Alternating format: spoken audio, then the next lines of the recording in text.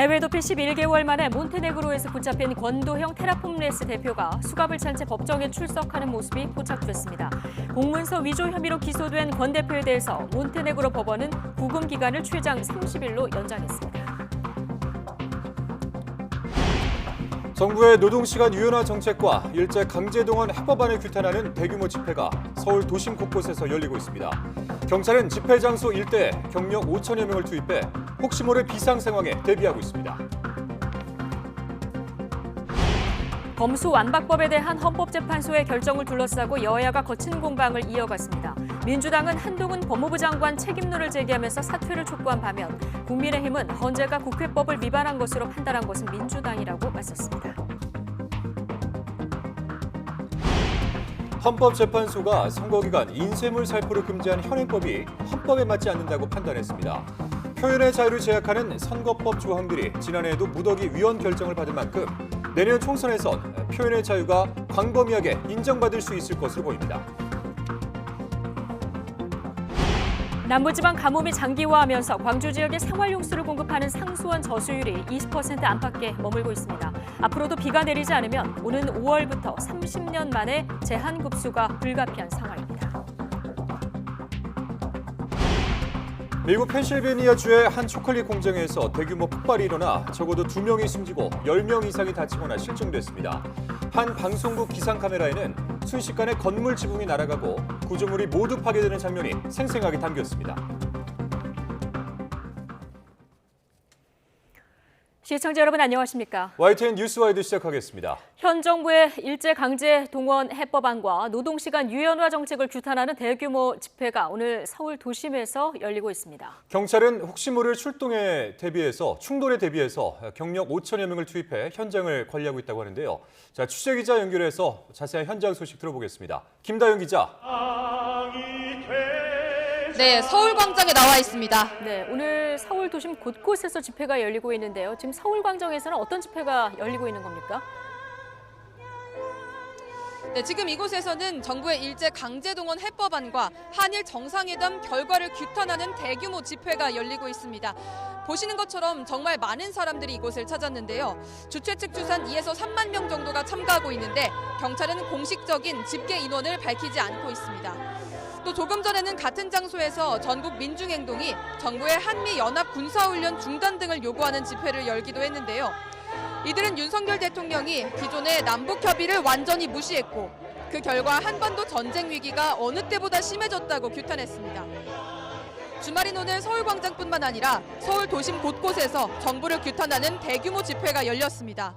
먼저 오후 2시 반 민주노총은 서울대학로에서 전국 노동자 대회를 개최하고 종로와 을지로 입구를 거쳐서 서울시청까지 행진했습니다. 대회는 주최 측 추산 13,000여 명, 경찰 추산 10,000여 명이 참가했습니다. 민주노총은 주 최대 69시간으로 논란이 된 정부의 노동시간 제도 개편안과 물가 관리 실패, 그리고 대일 외교 정책을 강력하게 규탄했습니다. 직접 들어보겠습니다. 물가 인상으로 고통스러운 서민들에게 공공요금 인상 폭탄을 던져대는 대통령입니다.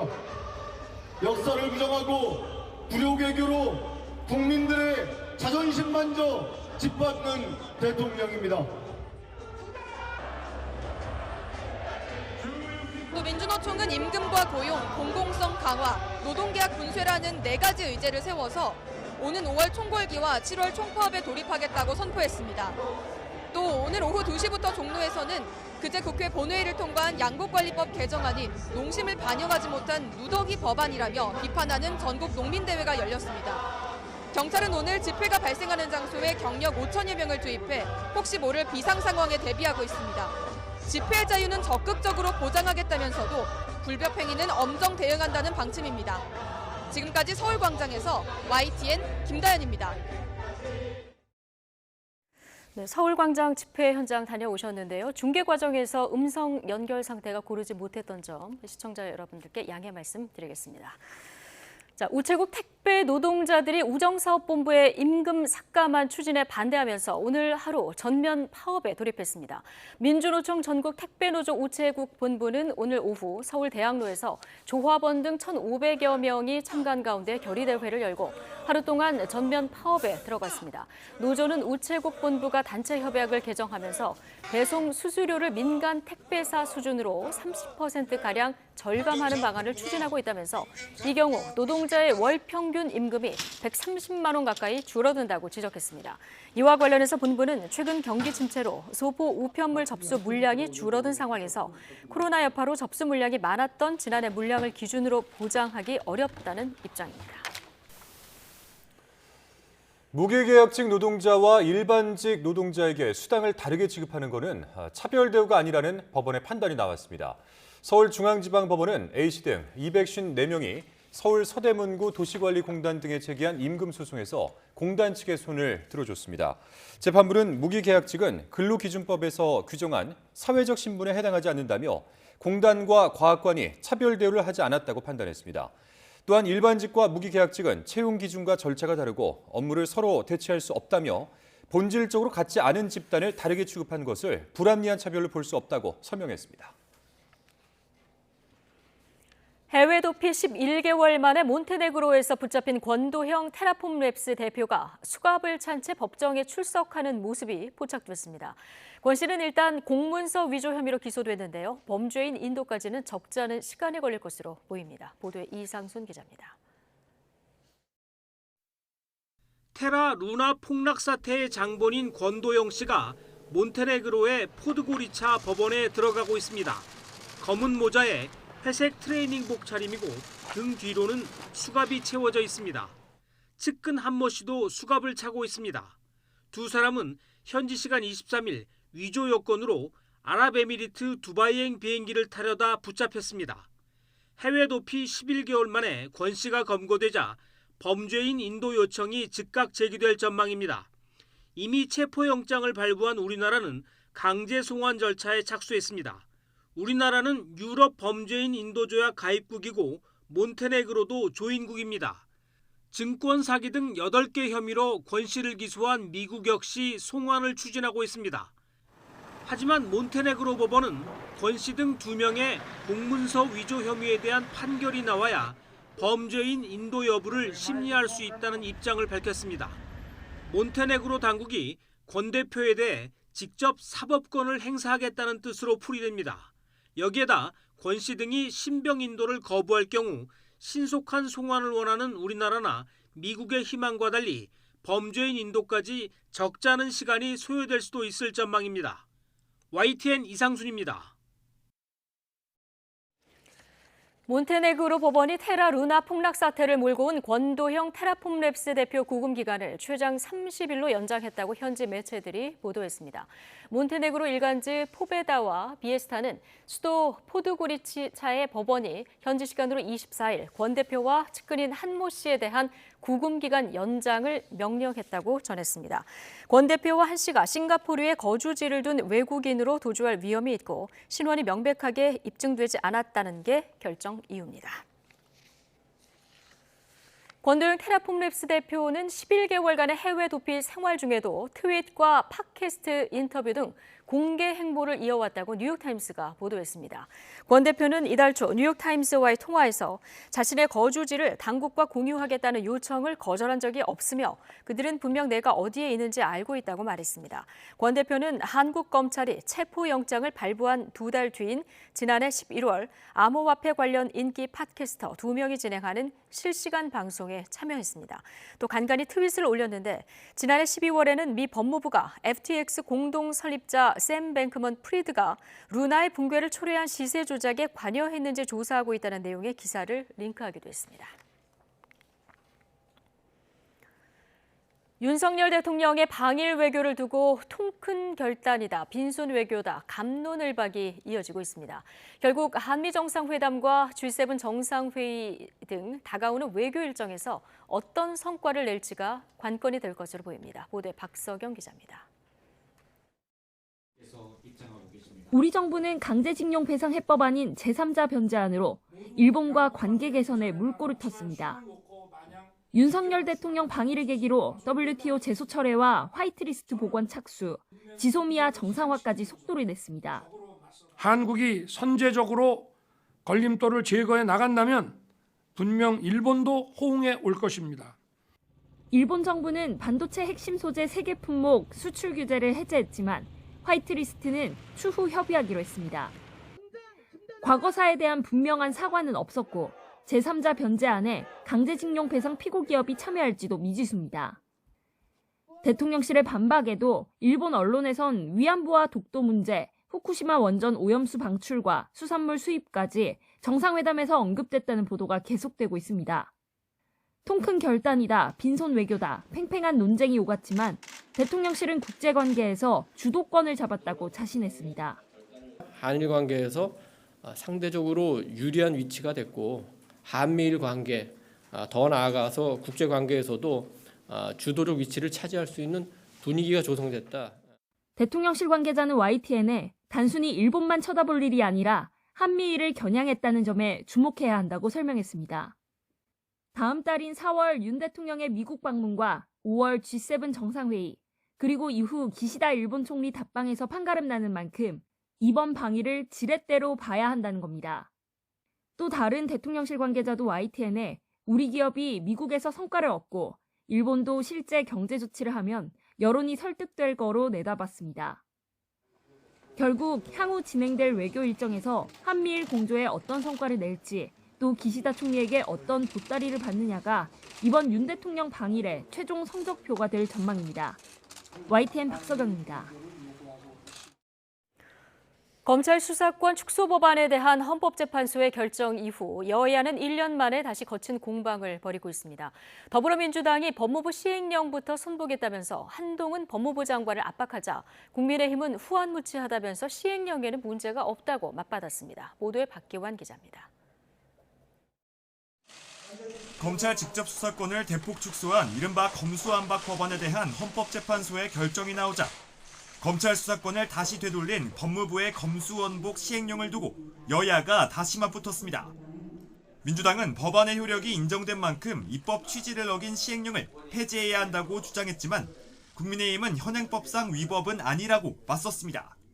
지금 시행령상으로는 그때 빠진 마약 수사도 검찰이 인지수사, 직접 수사할 수 있도록 되어 있습니다. 이게 어떻게 합법입니까? 적법입니까? 이것은 명백한 위법입니다.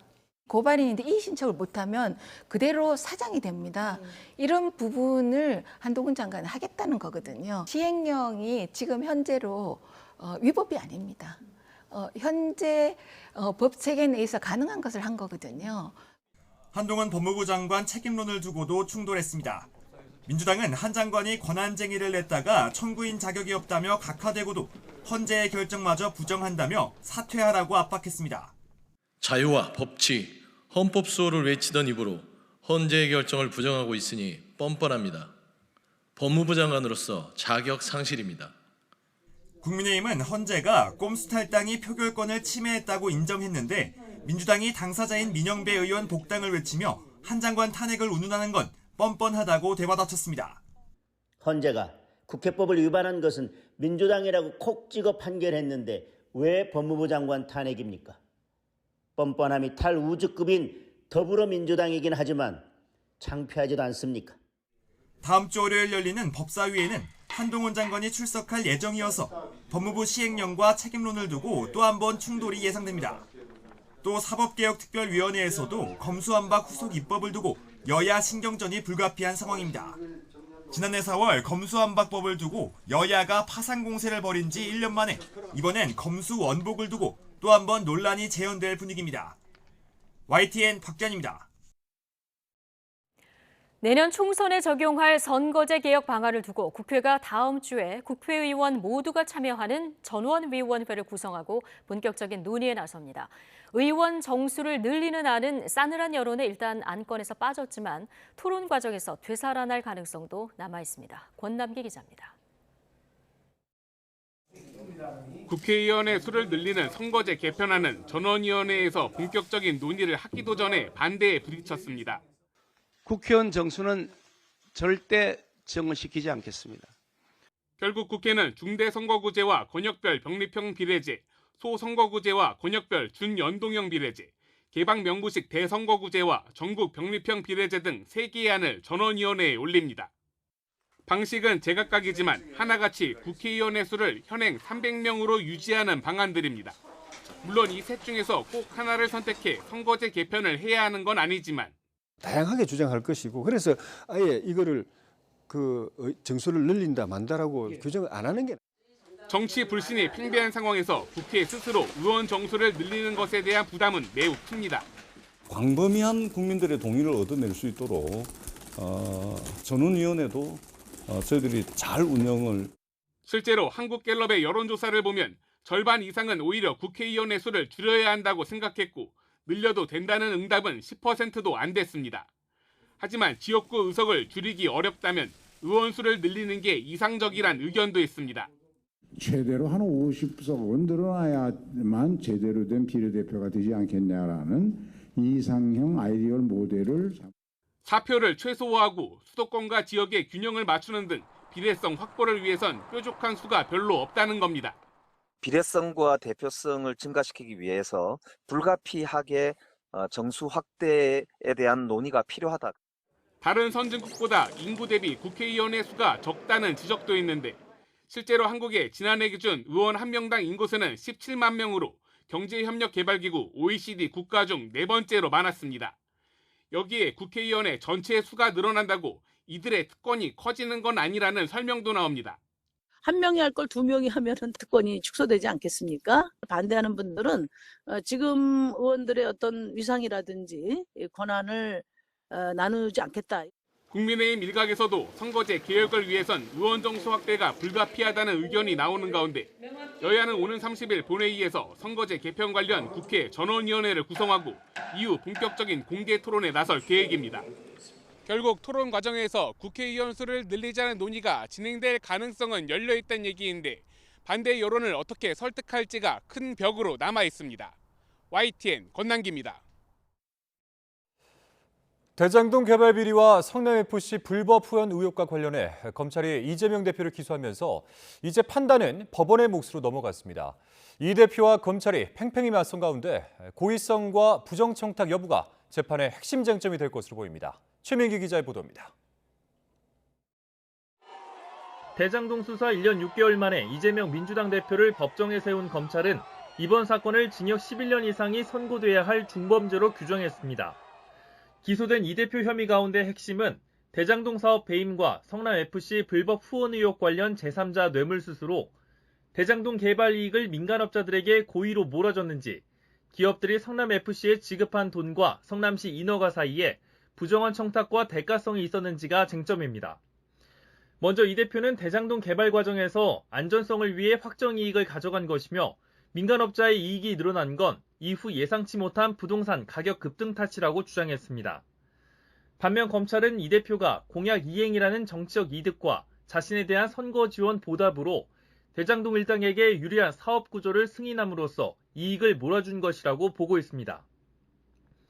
이 대표의 결정이 정책적 판단이 아닌 유착에 의한 고의 배임임을 입증해야 하는 건 검찰 몫입니다. 확실한 배임 동기로 428억 원 약정 의혹을 의심하고 있긴 하지만 아직 이 대표 혐의로까진 적시하지 못했습니다. 대장동 사건은 이미 8년 전에 불거졌던 검찰 게이트입니다. 또 대장동에서 이익을 본 것은 다 전직 검사들입니다. 성남FC 후원 의혹 사건과 관련해선 관내 기업들의 돈은 무상 후원금이 아닌 광고비였으며 시 행정도 적법했다는 게 이 대표의 입장입니다. 반면 검찰의 주장은 이 대표가 정책 이익을 목적으로 이 같은 범행을 벌였다는 겁니다. 지난달 27일 한동훈 법무부 장관은 이 대표의 체포동의 요청 이유를 설명할 당시 후불제, 할부식 뇌물이란 표현을 쓰며 이 돈들이 부정한 청탁의 대가라고 강조했습니다. 기업들이 이재명 시장 믿지 못하고 약속한 청탁을 실제로 들어주는 것을 건건히 확인하고 나서야 뇌물을 지급한 것이었습니다. 불법의 대가성이 이렇게 명확하고 노골적이었습니다. 이처럼 이 대표와 검찰의 입장이 첨예하게 엇갈리면서 쟁점을 정리하는 재판 준비 절차에서부터 치열한 공방이 예상됩니다. YTN 최민기입니다.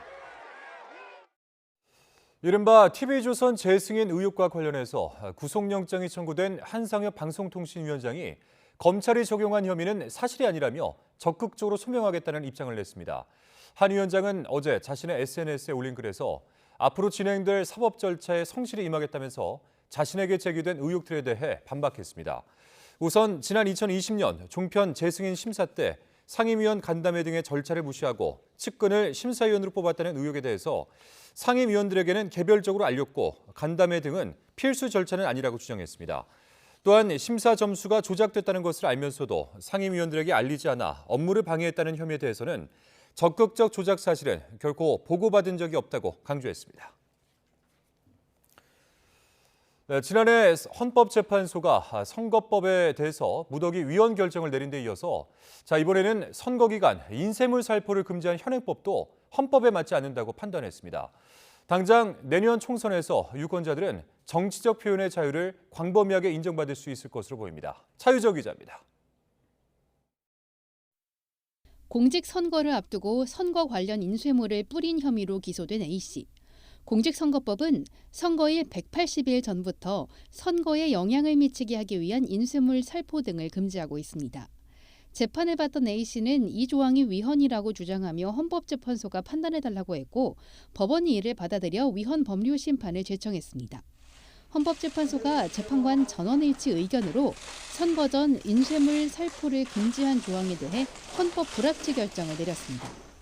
이 조항이 정치적 표현의 자유를 제한하고 선거와 관련한 국민의 자유로운 목소리를 억압하는 결과를 초래했다는 겁니다. 표현의 자유를 제약하는 공직선거법 조항들이 헌법에 어긋난다는 헌재의 판단이 잇따르고 있습니다. 지난해에는 선거 기간 선거에 영향을 미칠 수 있는 집회와 모임을 금지한 조항에 대해 위헌 결정을, 현수막 게시를 금지한 조항들에 대해선 헌법 불합치 결정을 내렸습니다. 법 개정 시한이 오는 7월인 만큼 내년 4월에 치러지는 22대 총선에선 유권자들의 다양한 의사 표현이 가능해질 전망입니다. 헌법재판소의 결정은 유권자들의 표현의 자유뿐만 아니라 한국의 선거 시기 민주주의를 확장시키는 효과를 가져올 거라 생각됩니다. 다만 선거 전이 불붙을 경우 타인에 대한 명예훼손이나 허위사실 유포 사건도 늘어날 수 있다는 우려도 나오고 있습니다. YTN 차유정입니다. 북한이 최근 잇따라 감행한 무력 시위를 대대적으로 선전하며 내부 여론전을 펼치고 있습니다. 특히 그동안은 노출을 꺼려왔던 한미 연합훈련 등도 주민들에게 세세하게 공개하며 긴장감을 조성하고 있습니다. 한현희 기자의 보도입니다. 미 본토 전역을 타격권에 둔 대륙간 탄도미사일 화성 17형 발사와 미사일을 800m 상공에서 터뜨리며 핵 공격 가능성을 언급한 핵 반격 종합훈련, 그리고 새롭게 공개한 핵어뢰 수중 폭발 시험과 순항 미사일의 공중 폭발 시험까지 북한은 3월 들어 김정은 국무위원장이 참관한 가운데 진행된 무력 도발을 연일 대대적으로 선전하고 있습니다. 경의하는 김정은 동지께서는 철저한 전쟁 억제력의 압도적 시위로서 미제와 괴뢰들의 선택에 절망을 안기고 또 명분 쌓기를 위해 주로 외부에 공개되는 매체에서만 한미 훈련 상황을 꼬집으며 비난해왔던 지난해와 달리 한미 연합연습의 세세한 상황도 주민들에게도 공개하고 있습니다. 미국과 괴뢰 호전광들은 3일 전략 폭격기 B-1B와 하늘의 암살자로 악명돌치는 무인 전투 공격기 MQ-9 리퍼 등 각종 전략 장비들을 동원한 무기 개발에 주력하고 있는 상황에 대한 정당성 부여와 더불어 북한 내에 긴장감을 조성해 경제나 사상적 어려움을 극복하기 위한 것이란 분석입니다. 올해 훈련을 공개하고 있다는 것은 그만큼 또 내부적으로 북한 내부적으로 긴장을 조성할 필요가 있다라는 거고 내부적으로 단합을 위해 북한이 하고 있는 일종의 피포위 의식, 포위당했다라는 의식을 강화하는 그런.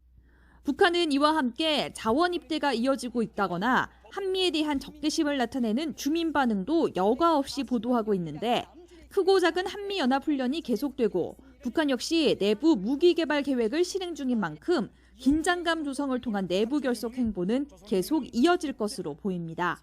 YTN 한윤입니다. 미국 국방부는 북한이 수중 드론 형태의 핵어뢰 폭발 시험을 진행했다고 공개한 것과 관련해 불안정을 초래하는 북한의 어떠한 활동에 대해서도 우려하고 있다고 말했습니다. 패트릭 라이더 국방부 대변인은 브리핑에서 북한의 수중 해골의 폭발 시험에 대한 입장을 묻자 북한이 보도 자료를 낸 것은 알고 있지만 추가로 제공할 정보는 없다며 이같이 말했습니다. 그러면서 일반론적으로 말하면 우리는 불안정을 초래하는 북한의 모든 활동을 관찰하면서 우려하고 있다며 북한 도발을 억제하고 지역의 안보와 안정을 유지하기 위해 동맹 파트너 국가와 긴밀히 협의할 것이라고 밝혔습니다. 전국 최대 규모 봄꽃 축제인 군항제가 어제 개막 행사를 시작으로 본격적인 일정에 들어갔습니다. 주말을 맞은 여좌천과 경화역, 해군사관학교 등 진해 지역 주요 벚꽃 명소에는 관광객들의 발길이 이어지고 있습니다. 진해 지역 벚꽃 개화율은 어제 기준 70%로 만개 시점은 다음 주 월요일로 예상됩니다. 창원시는 다음 달 3일까지인 군항제 기간에 역대 최다인 450만 명가량이 진해를 찾을 것으로 보고 있습니다.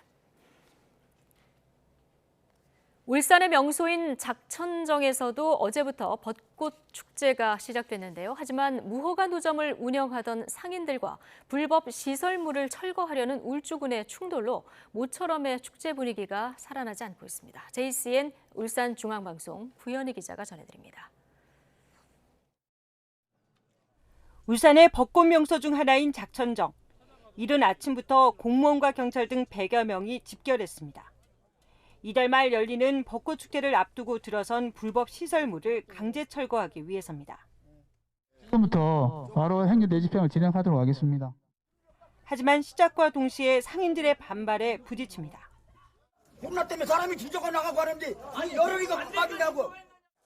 급기야 텐트 기둥마다 상인 한 명씩 달라붙어 철거를 저지합니다.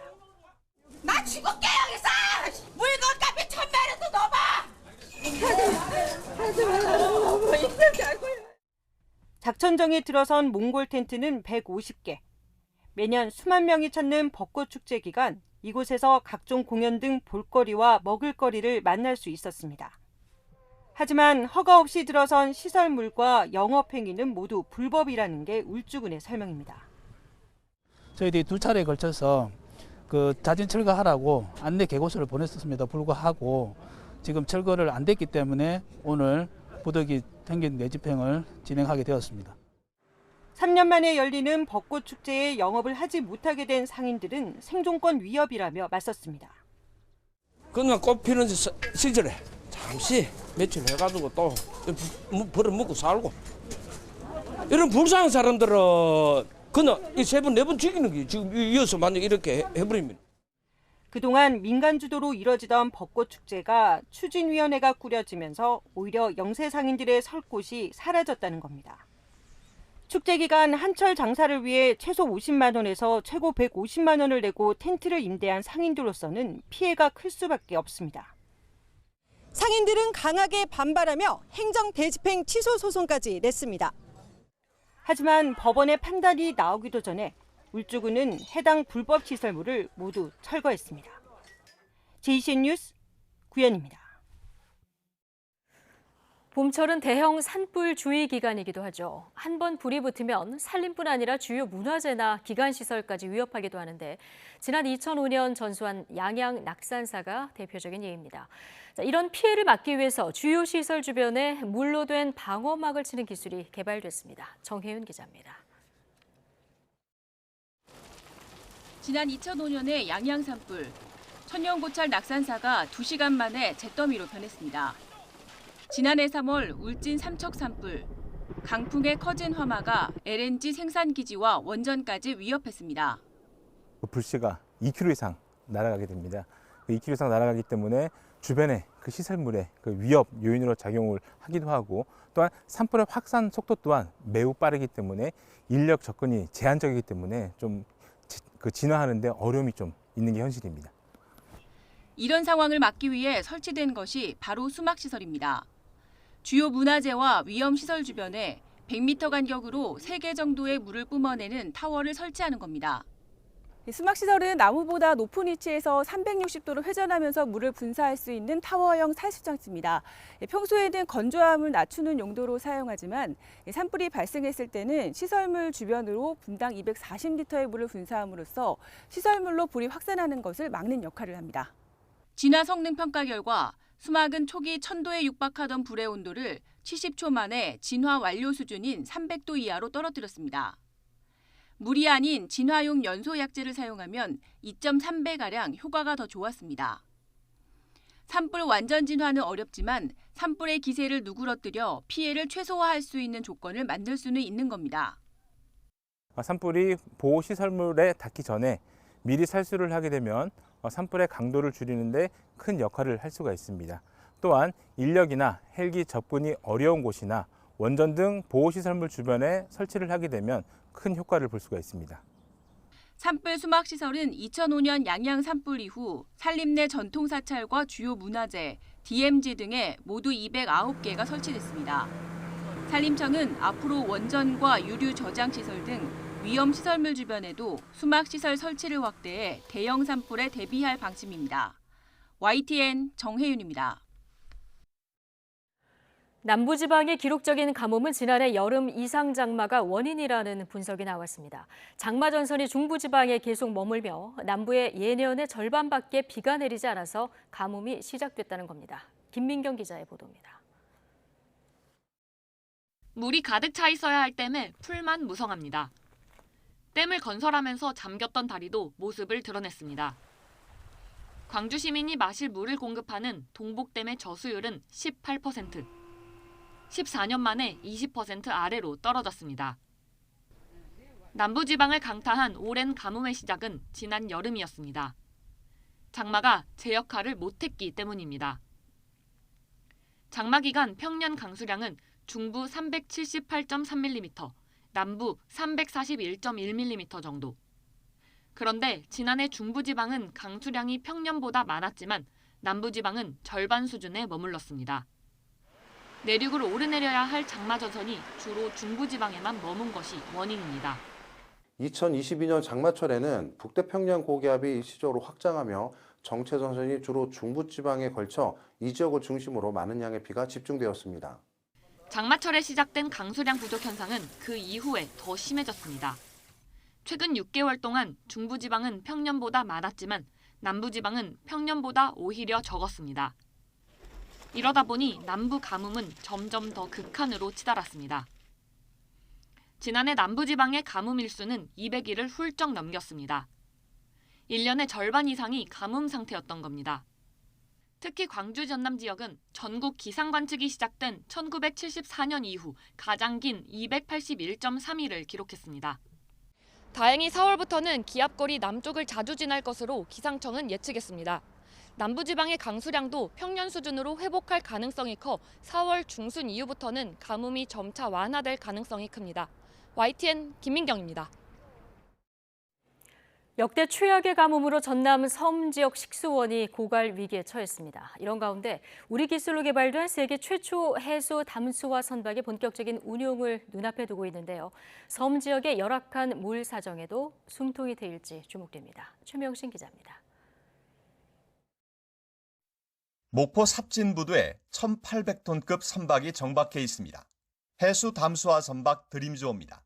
배 안으로 바닷물을 빨아들여 여과 시설에서 염분과 이물질을 제거한 다음 소독과 미네랄 주입 과정을 거치면 음용이 가능한 깨끗한 식수로 거듭납니다.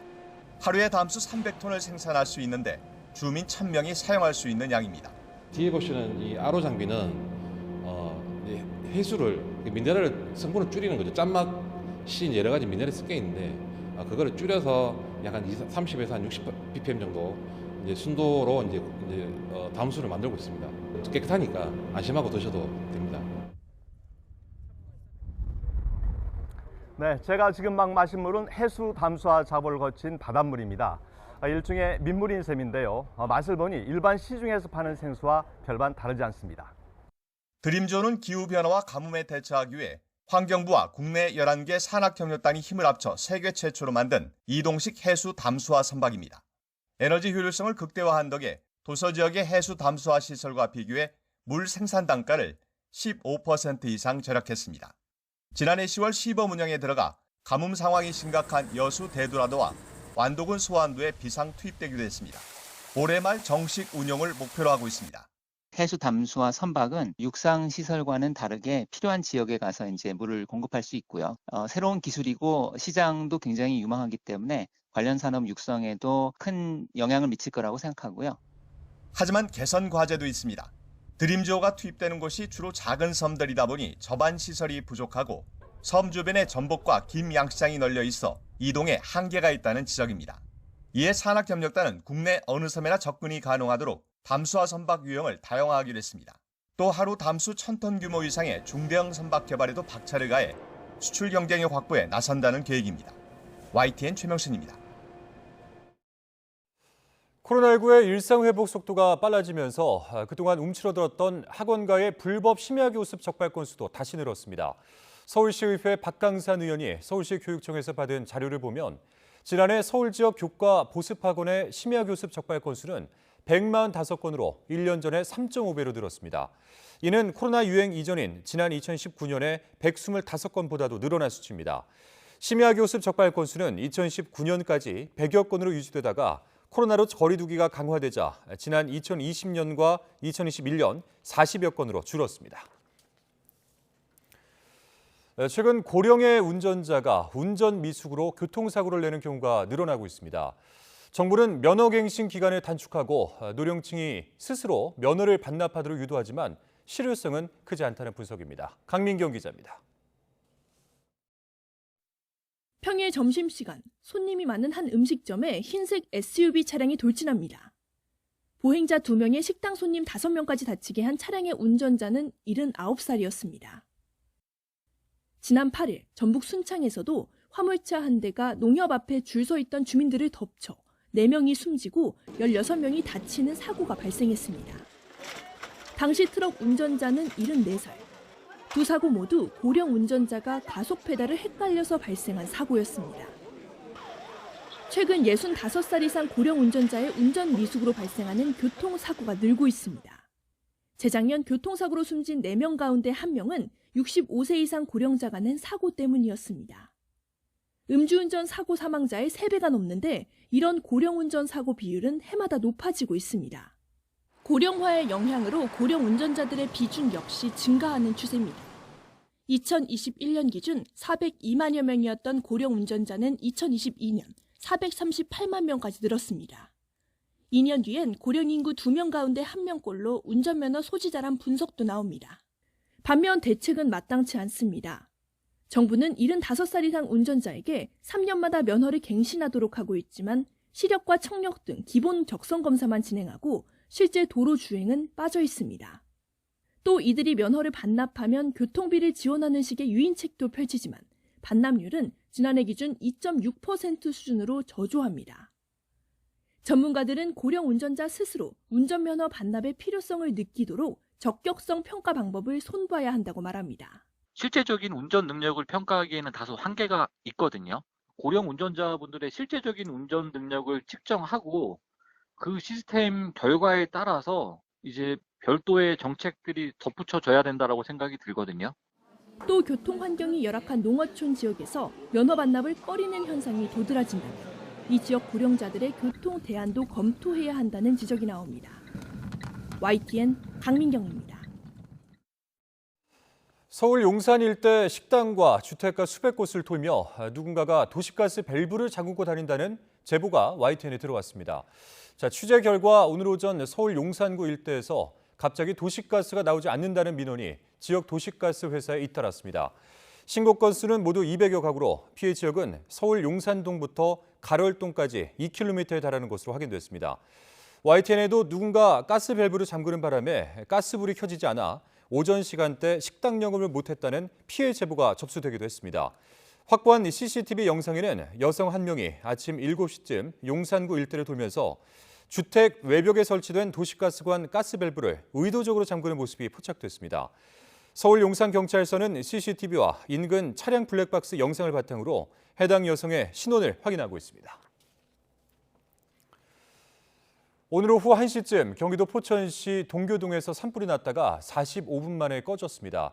산림청은 산불로 인한 인명피해는 없었고 산불 진화 헬기 한 대와 인력 57명을 투입해 1시 50분쯤 진화를 완료했다고 밝혔습니다.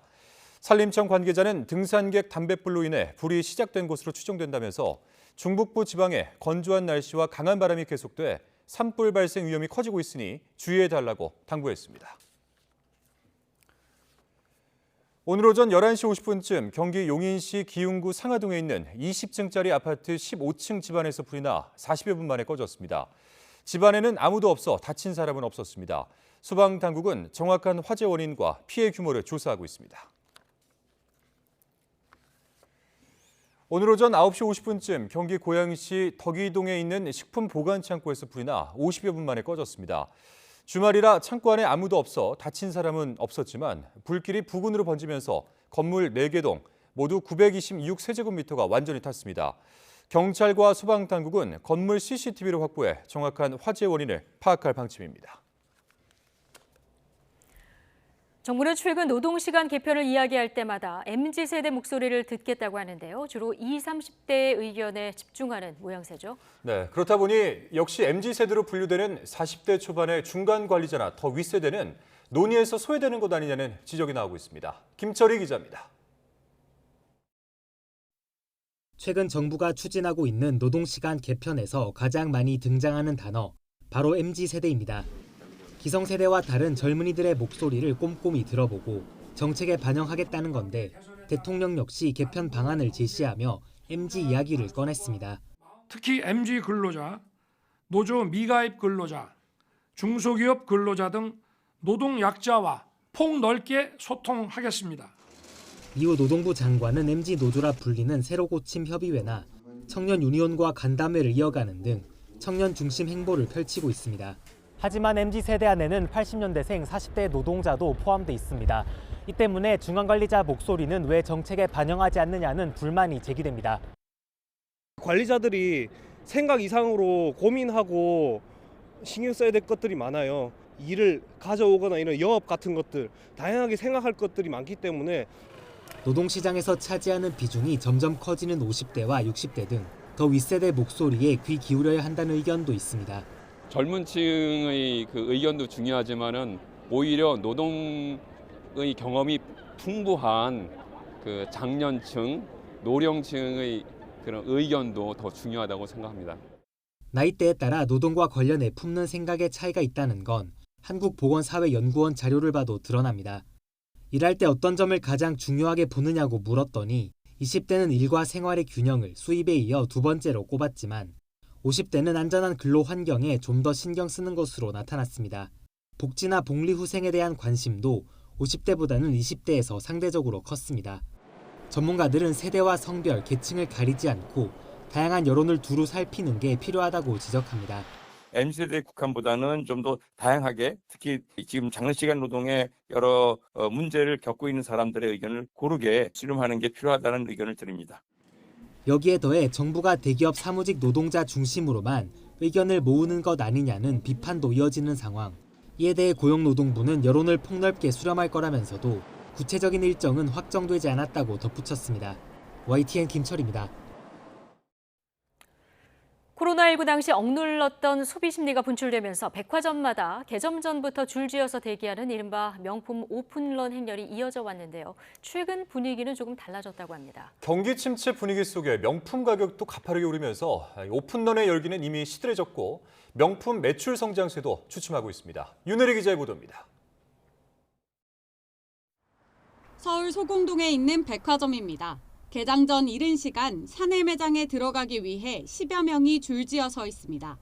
불과 2년 전 건물 외벽을 빙 두를 정도로 꼬리에 꼬리를 무는 긴 줄이 이어졌던 때와 비교하면 지금은 썰렁하기까지 합니다. 이제 9시 20분쯤에 도착을 했는데 앞에 계신 분들은 10분 정도 되시는 것 같고 생각보다 오픈런이 할만하다는 걸 느꼈습니다. 이 정도 줄이면 다음에도 또 기다릴 만한 것 같습니다. 찬바람 부는 경기에 코로나로 억눌렸던 보복 소비 심리가 사라진 데다 가파른 명품 가격 인상이 이어지면서 오픈런 열기도 시들해진 겁니다. 작년에는 9시 반에 와도 거의 80번대 이렇게 받았거든요. 근데 지금은 뭐 3분의 1밖에 안 되는 것 같은데 소비자 입장에서는 안 좋죠. 계속 올리니까 더 빨리 사야 될 것 같고 뭐. 실제로 샤넬은 지난해 4차례에 이어 이번 달 또다시 3에서 6%가량 가격을 인상했습니다. 예물 가방으로 인기인 클래식 플랫백 미디엄 사이즈 가격은 1년 전보다 15% 넘게 올랐습니다. 코로나 이전과 비교하면 2배나 뛴 셈입니다. 백화점 명품 매출도 주춤하는 추세입니다. 올해 초 롯데와 신세계, 현대백화점의 매출 신장률은 평균 5%대에 불과합니다. 지난해 백화점 3사 모두 20% 넘는 매출 신장률을 기록한 것과는 대조적입니다. 반면 중고 명품 시장은 오히려 훈풍이 불고 있습니다. 지난해 많게는 수천만 원까지 얹어줘야 했던 웃동 거품이 꺼지면서 오히려 활기를 찾고 있습니다. 한 중고거래 플랫폼에선 정가가 1,900만 원인 롤렉스 인기 모델 리셀가가 1년 전과 비교해 20% 하락하기도 했습니다. 작년 상반기 프리미엄이 높았던 그 롤렉스 시계 같은 경우는 작년 하반기부터 그 가격에 대한 거품이 좀 꺼지면서 최저점을 찍고 난 후에 현재는 계속해서 고객님들 수요가 좀 증가하는 편에 있습니다. 어려운 경기에 합리적인 소비를 하려는 발길도 늘었습니다. 매장에서 상품을 구매했을 때보다 저렴하기도 하고 그리고 상품 자체가 조금 더 퀄리티가 괜찮은 게 나오는 것도 있고 경기 침체 분위기에 소비 심리까지 위축되면서 과열됐던 명품 시장도 한풀 꺾인 분위기입니다. YTN 윤혜리입니다. 이번 주 국내 주유소 휘발유와 경유 판매 가격이 동반 하락했습니다. 한국석유공사 유가정보시스템 오피넷을 보면 3월 넷째 주 전국 주유소 휘발유 평균 판매 가격은 리터당 1,596.4원으로 지난주보다 0.4원 하락했습니다. 휘발유 판매 가격은 4주 연속 오르다가 이번 주 약보합세를 보였습니다. 이번 주 경유 평균 판매 가격은 지난주보다 11.8원 하락한 리터당 1,534.3원으로 집계됐습니다. 미국 실리콘밸리 은행 붕괴 사태 이후 미국인들이 중소은행에서 수백조 원 규모의 예금을 인출해 더 안전한 곳으로 옮기고 있는 것으로 나타났습니다. 미국 최대 은행 JP모건은 최근 2주 동안 5,500억 달러, 우리 돈 716조 원의 지역 단위 은행에서 대형 은행과 머니마켓 펀드 등으로 이동한 것으로 파악했습니다. 야후뉴스와 유거부의 지난 21일 여론조사에서는 미국인 12%가 실리콘밸리 은행 사태 때문에 은행에서 돈을 뺐고 18%가 이를 고려했다고 답했습니다. 워싱턴 포스트는 연준의 금리 인상으로 미국인들이 이자를 거의 주지 않는 일반 은행에서 수익률이 더 높은 다른 투자처로 자금을 옮기기 시작했고 이런 추세는 최근 실리콘밸리 은행 사태로 강화됐다고 분석했습니다. 유로화를 쓰는 20개국 유로존 정상들이 만나 최근 은행 위기에 따른 파장을 점검했지만 별다른 대응책이 나오지는 않았습니다. 정상들은 유럽의 은행들은 자본과 유동성이 탄탄해서 문제가 없다고 강조했습니다. 김태현 기자입니다. 유로존 정상들은 실리콘밸리 은행과 크레디트 스위스 사태가 불러온 은행 위기의 여파를 살폈습니다. 정상들은 성명을 통해 높은 인플레이션과 에너지 가격에도 불구하고 올해 우리 경제는 예상보다 더 건강하다고 밝혔습니다. 각국 은행들의 자본과 유동성이 탄탄해 문제가 없을 것이라고 입을 모았습니다. I'm absolutely confident about the stability and the robustness of the Greek banks. That we have created the buffers, have installed all the measures to control the banking sector gives us at this moment satisfies us in terms of that we have done everything to make sure that our European banks stay stable. 특별 참석한 라가르드 유럽 중앙은행 총재도 영내 은행들은 회복 탄력성이 있고 자본과 유동성이 탄탄해 굳건하다며 필요할 경우 유동성을 제공하기 위한 정책 수단도 완벽하다고 말했습니다. 그러나 은행 위기로 촉발된 유럽 시장의 불안감은 여전합니다. 정상회의가 열린 날에도 독일 도이체방크의 주가는 사흘째 하락세가 이어졌습니다. 숄츠 독일 총리는 회의를 마친 뒤 도이체방크를 걱정할 이유가 전혀 없다고 강조했습니다. Die Deutsche Bank hat ihr Geschäftsmodell grundlegend modernisiert und neu organisiert und ist eine sehr profitable Bank. Es gibt keinen Anlass, sich irgendwelche Gedanken zu machen. 이번 정상회의는 공동성명의 분량이 적었고 기자회견을 통한 설명도 평소보다 크게 줄었습니다. 고조되는 위기 속에 정상들이 만나긴 했지만 뾰족한 대응책을 내지 못했다는 평가가 나오는 이유입니다. YTN 김태현입니다.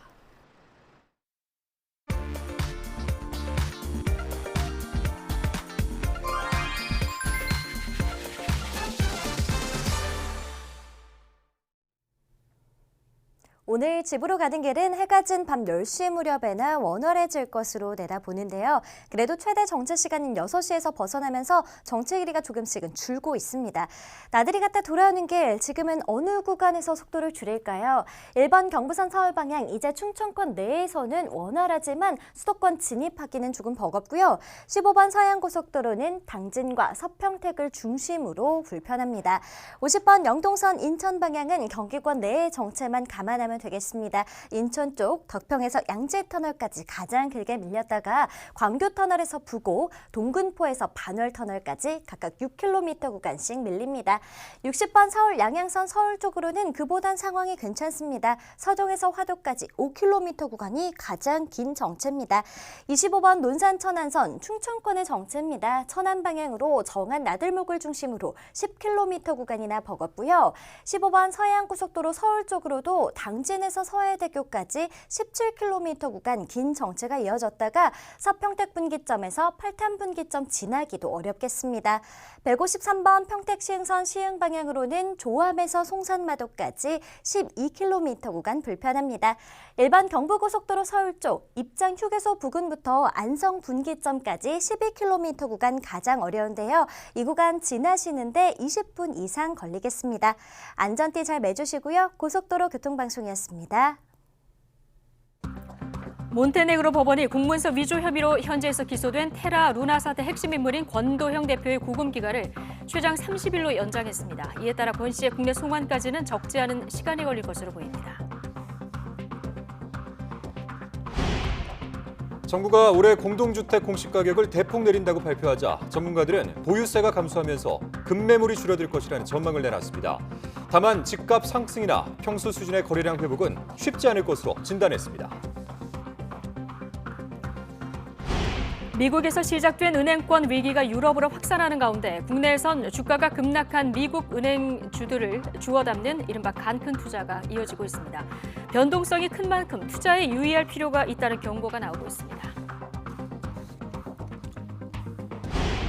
코로나19 일상 회복 속도가 빨라지면서 학원가의 불법 심야교습 적발 건수도 크게 늘었습니다. 교육당국은 밤 10시 이후까지 운영하는 학원과 유치원인 것처럼 운영하는 영어 학원에 대한 집중 단속에 나서기로 했습니다. 미국과 캐나다 정상이 만나 반도체 생산의 핵심적인 광물을 공동 개발하기로 했습니다. 밀월 관계를 과시하는 중국과 러시아를 겨냥해 두 나라가 경제 안보 분야 협력에 속도를 내는 것으로 풀이됩니다. YTN 뉴스와이드 이어가겠습니다. 해외 도피 11개월 만에 검거된 테라 루나 폭락 사태의 장본인 권도영 테라폼레스 대표가 수갑을 차고 법정으로 향하는 모습이 포착됐습니다. 권 씨는 측근 한모 씨와 함께 현지 시간 24일 몬테네그로 수도 포드고리차에 있는 고등법원에 출두했습니다. 현지 법원 관계자에 따르면 권 씨 등은 범죄인 인도 요청과 관련해 심리를 받을 것으로 전해졌습니다. 한국과 미국, 싱가포르에서도 수사 대상에 올라 있는 권 씨는 아직 어느 국가로 송환될지 알 수 없지만 어디로 송환되든 중형이 확실시됩니다. 네, 권도영 테라폼랩스 대표는 몬테네그로 당국뿐 아니라 미국 검찰에도 기소된 상태입니다. 일찍이 범죄인 인도 청구를 했던 우리나라 검찰과 체포 직후 권 대표를 기소한 미국 검찰이 신병 확보를 두고 신경전을 벌일 것으로 보입니다. 신지원 기자입니다. 몬테네그로에서 권도영 테라폼랩스 대표의 구금 기간이 최대 30일간 연장되면서 이후 행방은 더욱 불확실해졌습니다. 체포 사실이 최종 확인된 직후 미국 뉴욕 남부연방지방검찰청이 곧바로 권 대표를 기소했다는 건 권 대표의 신병을 확보하려는 움직임으로 해석될 수 있기 때문입니다. 우리 법무부 관계자는 권 대표가 한국 국적이라는 점을 강조하면서 전 세계에서 권 대표에 대한 범죄인 인도 요청을 한 곳은 우리나라 검찰밖에 없다는 점을 강조했습니다. 범죄인 인도에 관한 유럽 협약에 따르면 같은 사람에 대해 여러 나라가 동시에 인도를 요청할 경우 그 사람의 국적이나 국가별 범죄의 심각성에 따라 어디로 보낼지 결정한다고 명시돼 있습니다. 미국 증권거래위원회와 뉴욕 검찰은 테라폼랩스가 애플이나 아마존 등 미국 주식 가격에 코인 가격을 연동한 상품을 판매했다는 점과 미국인 피해자가 많다는 점을 들어 관련 수사를 이어왔습니다. 특히 미국 IT 기업의 엔지니어나 회계사, 약사 등 고학력 전문직 종사자들도 가격이 안정적이다, 20% 이자를 주겠다는 권 대표의 거짓말에 속은 것으로 조사됐습니다. 권 대표가 체포되기 직전 미국 백악관이 미 하원에 제출한 경제보고서에서 스테이블 코인의 위험성을 경고하며 테라 루나 폭락 사례를 언급한 것도 심상치 않습니다. 실리콘밸리 은행 파산 이후 암호화폐에 대한 관심이 다시 높아지면서 미 정부 차원에서 경각심을 높이고 있기 때문입니다. 미국 검찰은 한국 수사가 끝난 후 추가 수사하겠다고 밝힌 것으로 알려지긴 했지만 우리 검찰이 권 대표의 신병을 확보하기까지는 적지 않은 시간이 소요될 것으로 전망됩니다. YTN 신지원입니다. 네, 선거 기간 정당이나 후보자를 반대하는 내용의 인쇄물 살포를 전면 금지한 공직선거법 조항은 헌법에 어긋나 개정해야 한다는 헌법재판소 판단이 나왔습니다. 헌법재판소는 관련 공직선거법 조항이 위헌임을 확인해달라는 A씨의 위헌법률심판 제청을 받아들여 재판관 전원일치 의견으로 헌법 불합치 결정을 내렸습니다. 헌재는 관련 조항이 후보자의 정치적 표현의 자유를 광범위하게 제한할 뿐만 아니라 후보자보다 선거운동의 허용 영역이 상대적으로 좁은 일반 유권자에 대해선 더욱 광범위하게 정치적 표현의 자유를 제한한다고 판단했습니다. 더불어민주당은 검수완박 입법 헌재 선고와 관련해서 한동훈 법무부 장관이 헌법재판소 판단을 부정하고 있다며 법무부 장관으로서 자격 상실이라고 비판했습니다. 서용주 상근 부대변인은 국회 브리핑에서 한 장관이 자유와 법치, 헌법 수호를 외치던 입으로 헌재의 결정을 부정하고 있어서 뻔뻔하다면서 이같이 밝혔습니다. 이어 한 장관이 할 일은 정치 선동을 멈추고 위법적 시행령을 바로잡는 일이라면서 인정하지 못하겠다면 장관직을 내려놓고 정치의 장에 나와야 한다고 압박했습니다. 국민의힘은 이렇게 더불어민주당 일각에서 한동훈 법무부 장관 탄핵 등의 주장이 나오는 것을 강도 높게 비판했습니다. 장동혁 원내대변인은 헌재 결정을 한동훈 탄핵과 민영배 복당으로 해석하는 민주당의 뻔뻔함은 대한민국의 부끄러움이 됐다고 밝혔습니다. 이어서 헌재가 국회법을 위반한 것은 민주당이라고 콕 집어 판결했는데 왜 법무부 장관 탄핵을 언급하느냐며 창피하지도 않느냐고 비난했습니다. 정부의 일제강제징용 해법과 근로시간 개편안을 둘러싼 논란이 좀처럼 가라앉지 않으면서 당정 일체를 강조하면서 닻을 올린 국민의힘 김기현 후의 지지율에도 경고등이 켜졌습니다. 김 대표는 민생 챙기기로 반등을 꾀하고 있는데 가시적 성과로 이어질지 주목됩니다. 강진원 기자입니다. 국민의힘 김기현 대표가 취임 이후 처음으로 찾은 민생 현장은 빚이나 신용 문제로 어려움을 겪는 사람들에게 대출 상담 등을 해주는 기관이었습니다. 금융 취약계층 지원을 확대하겠다는 의지를 부각한 행보였습니다. 급전조차 구할 수 없이 피가 마르는 그런 상황이 지속되는 분들이 참 많이 계십니다. 서민 금융에 대한 대책을 꼭 세워야 할 때가 아닌가. 새 지도부 출범 이후 구성된 당내 첫 특위의 방점도 민생 문제 해결에 찍혔습니다. 선출직 최고위원인 조수진 의원을 책임자로 앉혀 힘을 실어주면서 가스비와 전기료 등 국민 생활에 영향을 주는 사안을 분야를 가리지 않고 챙기도록 했습니다. 가칭 민생희망 특위는 단순하게 한두 번의 보여주기식 행보가 아니라 구체적으로 성과를 만들어내는. 이렇게 집권 여당 대표가 연일 민생을 강조하는 건 어찌 보면 당연한 얘기일 수도 있습니다. 하지만 취임 직후부터 강하게 드라이브를 거는 데는 최근 여당의 지지율 하락세가 영향을 끼쳤을 거란 분석이 적지 않습니다. 실제로 리얼미터의 정례 여론조사 결과를 보면 3월 첫째 주 44%를 넘었던 국민의힘 지지율은 셋째 주엔 37%로 떨어졌습니다. 불과 2주 만에 7%포인트 넘게 빠졌습니다. 한국갤럽의 여론조사 결과도 수치는 다르지만 비슷한 흐름을 보였습니다. 전당대회 같은 정치적 이벤트 직후 해당 정당이나 정치인의 지지율이 상승하는 컨벤션 효과가 나타나지 않은 겁니다. 정부의 일제 강제징용 해법과 주 69시간 근로제 논란 등에 대한 비판적 여론, 그리고 야당의 파상 공세가 지지율을 끌어내린 주요 요인으로 꼽힙니다. 정부 여당에게 촉구합니다. 일본 퍼주기, 노동자 쥐어짜기가 아니고 다급한 민생 경제를 지키는 데 관심을 가져주기 바랍니다. 한마디로 전당대회 기간 김기현 대표가 원활한 당정 관계를 내세운 만큼 당선 이후 정부발 악재도 고스란히 떠안고 있다는 얘기입니다. 그래서 당 안팎에선 김 대표의 민생 우선 여론전이 앞으로 더 속도를 낼 거란 관측을 내놓고 있습니다. 단순히 정부와 소통하고 또 뒷받침하는 역할에 그치지 않고 당정의 지지율을 함께 끌어올리는 선봉에 설 거라는 건데, 이는 여야 모두 사활을 건 총선 승리의 전략과도 맥이 닿아 있습니다. YTN 강준원입니다.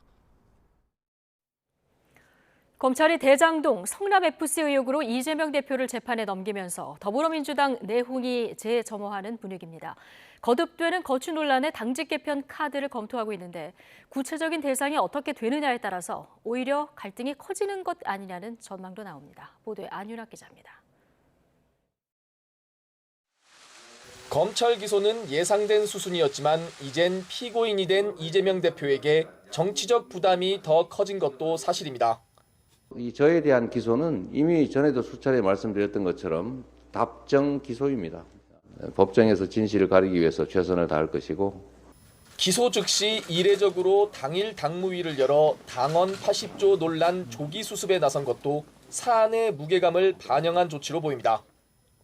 당원 80조 1항에 따라 당직을 내려놔야 할 수도 있지만 정치 탄압으로 인정되면 예외로 할 수 있다는 사망을 적용해 대표직 유지를 결정한 겁니다.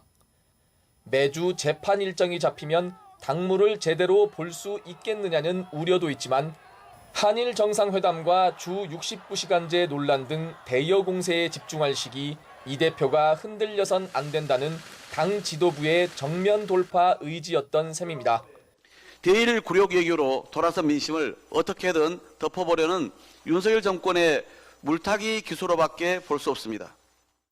하지만 당무위 절차도 당 대표직 유지도 모두 잘못됐다는 비명계의 불만은 수그러들지 않고 있습니다.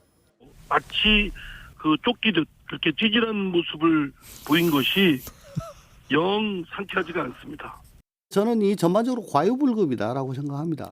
지금 체포동의안 부결 파동이란 것이 너무 이 방탄 쪽으로 우리 당이 고착화되는 거 아니냐, 이미지가. 이런 가운데 당내에서 제기된 전면적인 당직 개편이야말로 현재 이 대표에게는 유일한 출구 전략이란 분석도 나옵니다. 지명직 최고위원과 정책위 의장, 전략기획위원장, 수석 대변인 등 대변인단이 교체 대상으로 알려졌습니다. 당직 교체 관련해서는 의견 정리하신 게 있는지 궁금합니다. 다만 당직 개편의 핵심이자 내년 총선 공천권에 영향을 미칠 수밖에 없는 사무총장직 교체가 실현되지 않을 경우 비명계 일각의 반발을 부르며 오히려 분란의 소지가 될 수도 있습니다. 당무위 속전속결 전략과 당직 개편 카드가 리더십 위기에 몰리고 있는 이재명 대표에게 어떤 결과를 낳을지 당 안팎에 관심이 쏠리고 있습니다. YTN 안윤학입니다. 미국 금융안전감독위원회는 미국 은행 상황과 관련해서 일부 기관이 스트레스를 겪고 있지만 미국의 은행 시스템은 여전히 건전하고 탄력적이라고 밝혔습니다. 위원회는 제닛 옐런 재무부 장관의 소집으로 일정이 없던 회의를 개최한 뒤 보도자료를 내고 은행 부문의 현재 여건에 대해서 논의했다면서 이렇게 말했습니다. 위원회는 회의에서 시장 상황에 대한 뉴욕 연방준비은행의 발표를 청취하고 재정 상황을 모니터링하기 위한 기관별 노력에 대해서도 논의한 것으로 전해졌습니다. 미국에서 시작된 은행권 위기가 유럽으로 확산하는 가운데 국내에서 간큰 투자가 이어지고 있습니다. 주가가 급락한 미국의 은행주들을 주워 담는 건데요. 변동성이 큰 만큼 투자에 유의할 필요가 있다는 지적이 나옵니다. 김지선 기자입니다. 실리콘밸리뱅크 위기가 터져나온 직후인 지난 11일 국내 투자자의 미국 주식 순매수 상위 7번째 종목에 실리콘밸리뱅크 그룹이 등장하더니 이튿날엔 3위까지 껑충 뛰었습니다. 은행 문을 닫기 전까지 사흘간 국내 투자자들이 사들인 그룹 주식은 1,305만 8천 달러 어치, 우리 돈 170억 1천만 원가량입니다. 주가가 급락하자 저가 매수에 나선 건데 거래가 정지되면서 회수가 불투명해졌습니다. 실리콘밸리뱅크가 물러난 자리는 역시 파산 위기를 맞은 퍼스트 리퍼블릭 뱅크가 차지했습니다. 일주일간 3,766만 달러, 우리 돈 490억 원어치를 사들이며 개별 종목 순매수 1위를 기록한 겁니다.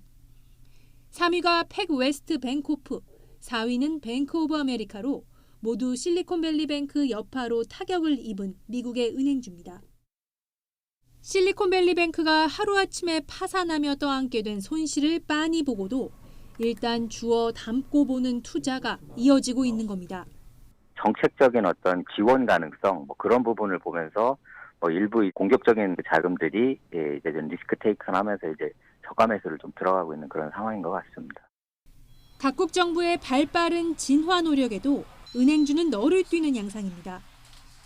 퍼스트 리퍼블릭 뱅크 주가는 지난 9일 이후 등락을 반복하다 8분의 1 토막이 났고 독일 최대 투자은행 도이체방크도 하루 새 14.8%가 폭락했습니다. 전문가들은 은행권 위기가 여전히 진행 중인 만큼 대규모 투자 손실이 날 수 있다며 신중한 접근을 당부했습니다. YTN 김지선입니다. 정부가 올해 공동주택 공시가격을 대폭 내린다고 발표하자 전문가들은 보유세가 줄면서 급매물은 줄어들 것이라고 전망했습니다. 다만 집값 상승이나 평소 수준의 거래량 회복은 쉽지 않을 것이라고 진단했습니다. 이동호 기자가 취재했습니다. 부동산 침체 등 영향으로 올해 아파트 등 공동주택 공시가격은 마이너스 18.61%로 역대 최대 하락폭을 기록했습니다. 이에 따라 보유세 부담이 2020년 수준보다도 낮아집니다. 서울 강남구 레미안 대치팰리스 전용면적 84제곱미터는 보유세가 절반 가까이 줄어듭니다. 서초구 반포자의 같은 면적은 36%나 낮아집니다. 전문가들은 이처럼 보유세 부담이 크게 줄지만 집값 상승에 미치는 영향은 제한적이며 다만 급매물은 감소할 것으로 전망합니다. 고금리의 집값 하락 기대 심리가 여전해서 집값 불안을 자극할 가능성은 낮고요. 다만 기존 주택 보유자 입장에서 세 부담이 줄어드는 만큼 급히 팔려는 매물이 다소 줄어들 가능성은 있습니다. 또 주택 거래량 회복에 미치는 영향도 제한적일 것으로 내다봤습니다. 주택 가격이 소득이나 물가에 비해서 여전히 높고 역전세난이나 경기 침체, 글로벌 금융 불안 영향으로 주택 거래가 평소 수준을 회복하기가 쉽지 않습니다. 당분간 조정이 이어질 전망입니다.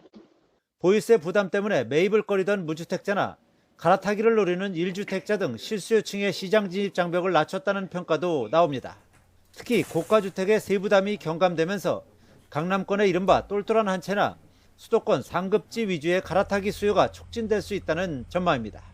고가주택이 몰려있는 서울, 경기, 인천 지역 주택시장을 중심으로 절세 효과와 구매 욕구가 커지면서 수도권의 아파트 매입 수요 증가 및 가격 하락폭 둔화가 예상됩니다.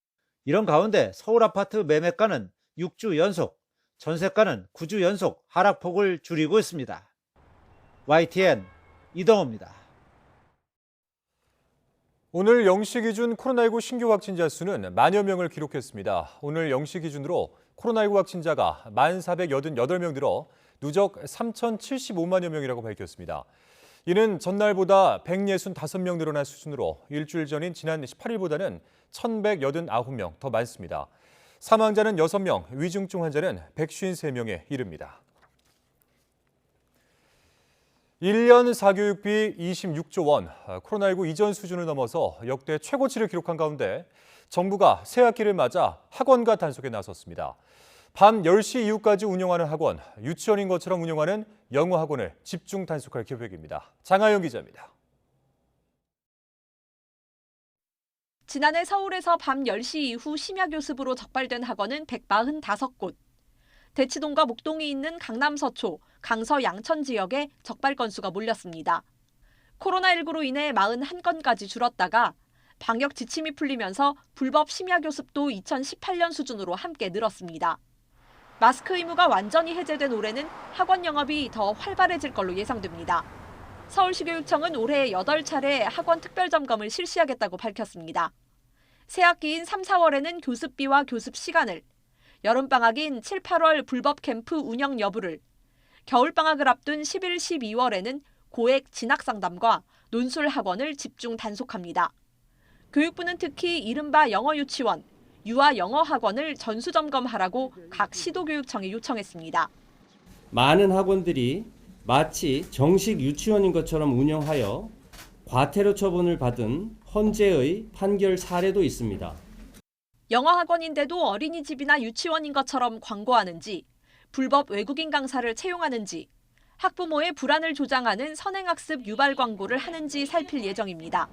지난해 서울 강남 서초 지역의 유아영어 교습비 조정 기준액은 1분에 266원이었지만 지난해 1분에 372원까지 받은 학원도 있던 걸로 조사됐습니다.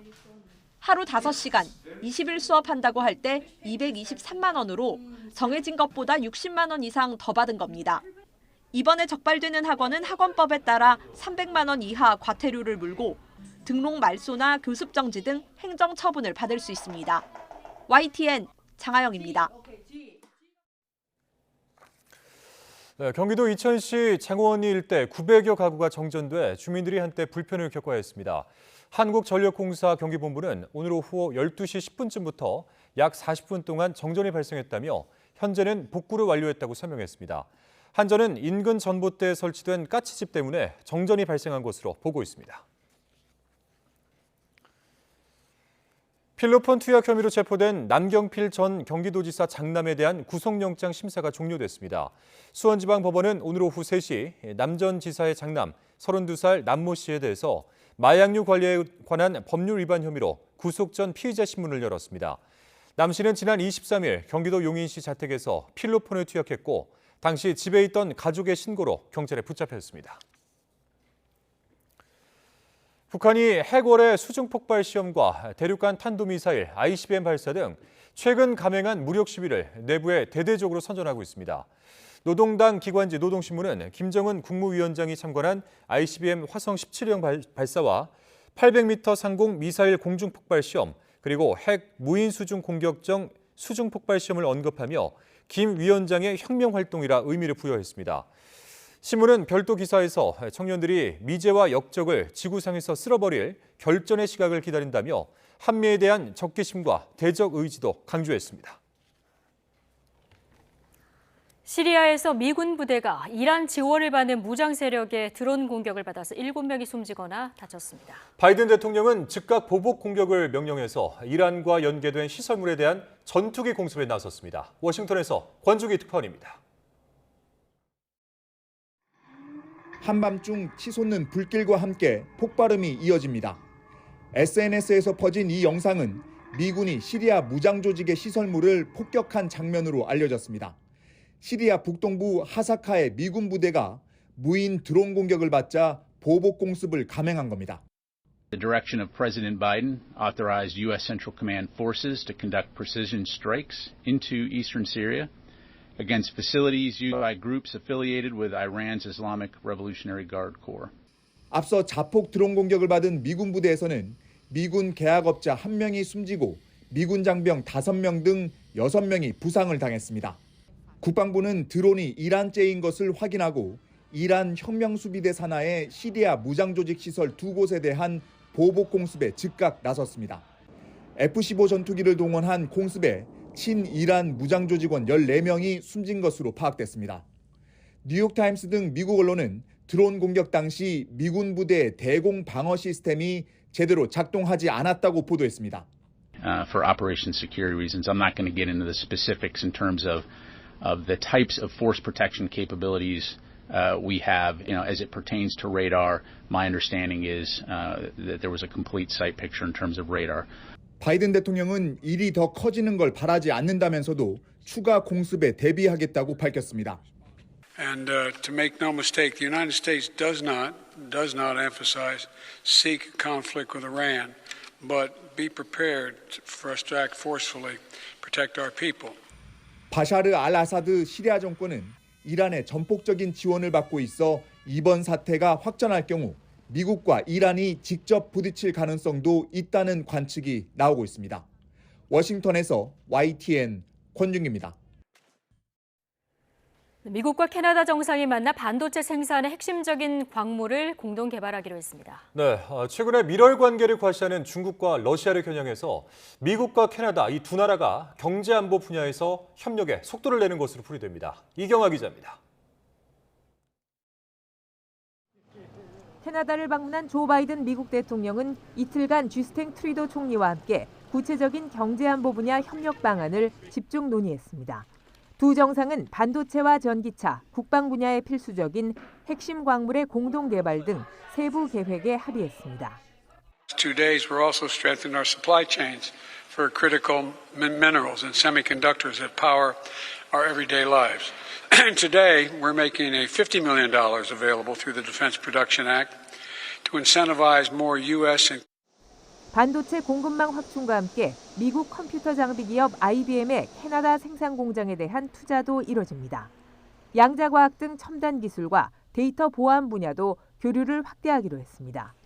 트루도 총리는 세계가 더 이상 핵심 광물 분야에서 중국과 러시아에 의존해서는 안 된다고 강조했습니다.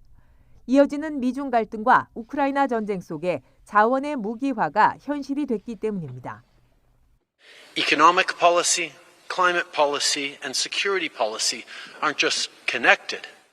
This will include securing and strengthening electric vehicle and critical mineral supply chains and other areas to advance our collective. 두 정상은 중국을 국제 질서에 대한 심각한 도전으로 규정하면서 최근 러시아와 결속을 과시하는 점에도 경계를 드러냈습니다. 바이든 대통령은 중국이 러시아에 우크라이나 전에 쓸 무기를 제공할 가능성을 언급하며 미국의 동맹은 한층 넓어졌다고 역설했습니다. 북대서양 조약기구는 어느 때보다 강하다며 주요 7개국과 쿼드, 아세안, 그리고 일본과 한국도 모두 함께하고 있다고 밝힌 겁니다. 하지만 중국을 자극하지 않으려는 듯 타이완 문제에 대해서는 양안이 평화적으로 해결해야 한다는 입장만 밝혔습니다. YTN 이경아입니다.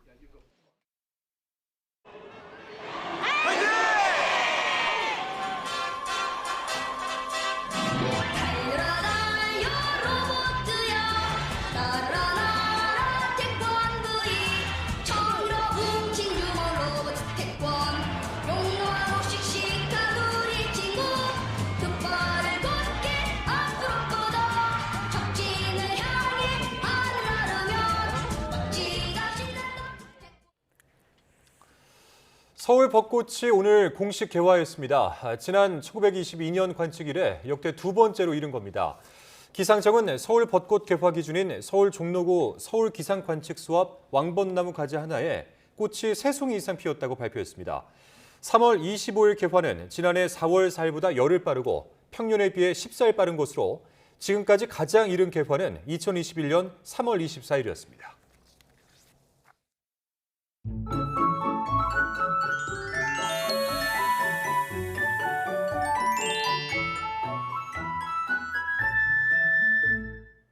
주말인 오늘 날은 따뜻했지만 황사의 영향으로 공기가 무척 탁했습니다. 내일은 서쪽을 중심으로 오전까지, 영남 지방은 오후 또는 밤까지 대기질 나쁘겠고요. 이후에는 찬바람에 점차 해소되겠습니다. 전국이 대체로 흐린 가운데 남부를 시작으로 전국 대부분 지역에 점차 비가 내리고 있는데요. 제주도는 내일 새벽까지 최고 10mm, 그 밖은 5mm 안팎이 예상되고요. 동해안에는 내일 비가 내리겠습니다. 내일 동해안은 종일 흐리겠고요. 그 밖의 지역은 흐리다가 차츰 맑아지겠습니다. 서울 등 중부를 중심으로는 대기가 매우 건조하겠고 강원 산간에는 안개가 짙게 끼겠습니다. 내일 아침 기온은 오늘과 비슷하겠습니다. 서울 7도, 대전도 7도, 광주 8도, 부산은 9도 예상됩니다. 내일 낮 기온은 중부지방은 오늘보다 낮겠고 남부지방은 대체로 오늘보다 높겠습니다. 서울 14도, 대전 17도, 부산도 17도 예상됩니다. 다음 주에는 대체로 맑은 날씨가 이어지겠는데요. 내일 오후부터 찬바람이 불어들며 월요일 아침에는 반짝 추위가 찾아올 전망입니다. 날씨였습니다. 네, YTN 뉴스와이드 마치겠습니다. 함께해 주신 여러분 고맙습니다.